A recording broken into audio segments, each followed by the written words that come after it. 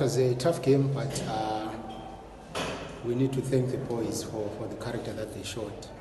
Of course, of lately we had been progressing very, very well. If you look at the results that we were posting, but I think the draw against Wanke and the lose to Manica was kind of like sent us back to a very uncomfortable position.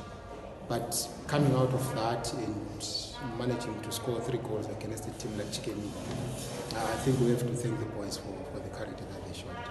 If you look at where we're coming from, we have been fighting relegation all season. We did adjust in terms of our conditioning somewhere mid-season, and I think that actually put us in a very good shape.